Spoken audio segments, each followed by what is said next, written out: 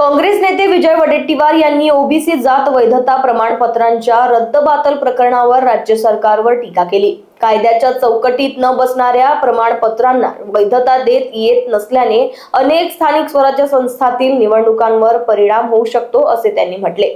OBC आरक्षण संविधानिक असल्याचे सांगत नियमबाह्य प्रमाणपत्रे देऊ नयेत अशी मागणी त्यांनी केली।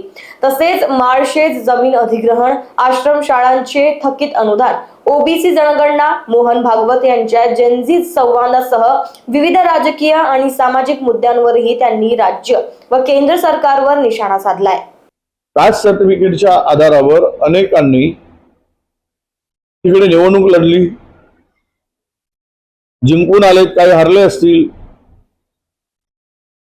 त्यांचा वेळ गेला, सरकारचेही पैसे गेले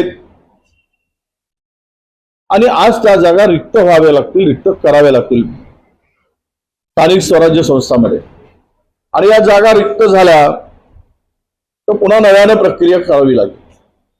जसं नागपूर जिल्हा परिषदेमध्ये झालं होतं, तीच प्रक्रिया पुन्हा मराठवाड्यामध्ये या प्रमाणपत्राच्या रद्द झाल्यामुळे होईल।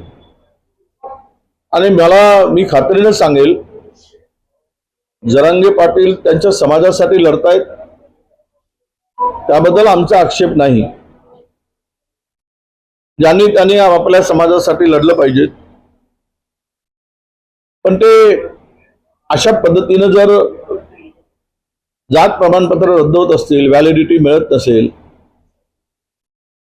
तर मग ते नियमबाह्य काम सरकारने का करावं, कशासाठी झुकून करावं, कोणाच्या दबावामुळे करावं, हे सरकारने ठरवलं पाहिजे।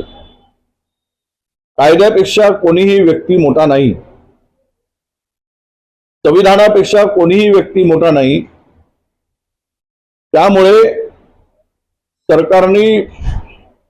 फडणवीस सरकारने कायद्याच्या चौकटीत राहून कार्यवाही करावी आणि प्रमाणपत्र द्यावेत अशी आमची त्यांच्याकडे मागणी असणार आहे। अदानी बोले, मोदीजी चाले, अशीच आता देशाची परिस्थिती आहे। त्यामुळे अदानीजी बोले तर महाराष्ट्र सरकारही चाले, कारण वरून आदेश आल्यावर यांना काहीच करता येत नाही।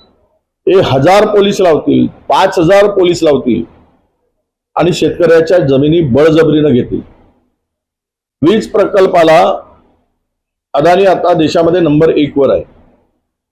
जो प्रकल्प अदानीचा होतोय त्याला आमचा पूर्णतः विरोध आहे। कुणाची जागा शेतकऱ्यांची बळजबरीने घेऊ नये ही त्यामागची आमची भूमिका आहे। जे जेनजीच्या संदर्भात देशात झालं वो फिर से वापस आने वाला नहीं है, पुन्हा काही ते परत येईल असं मला वाटत नाही। मोहन भागवतांच्याकडे काय आयडियोलॉजी आहे तरुणांसाठी, कुठला प्रोग्राम आहे, ते जाऊन संवाद देऊन सांगतील की तुम्ही उद्यापासून संघ शाखेत या, देशभक्तीचे डोस देतील आणि सांगतील की इथे जर आला तर तुमचं पोट भरेल। पोट त्यांचं भरणार नाही आहे, संघाच्या भरोशावर जे सत्तेत आले त्यांचं पोट भरणार आहे। पुन्हा एकदा या युवकांचा वापर सत्तेसाठी करण्यासाठी कदाचित सरसंघ चालकाची धडपड असेल। मूर्ख बनवण्याचा नवीन उद्योग यांच्या डोक्यात शिजत असतो, त्यातून ही नवीन उपज आहे असं मी मानतो। लोकवाहिनी मीडियासाठी रोशन मोकळे यांची रिपोर्ट, नागपूर।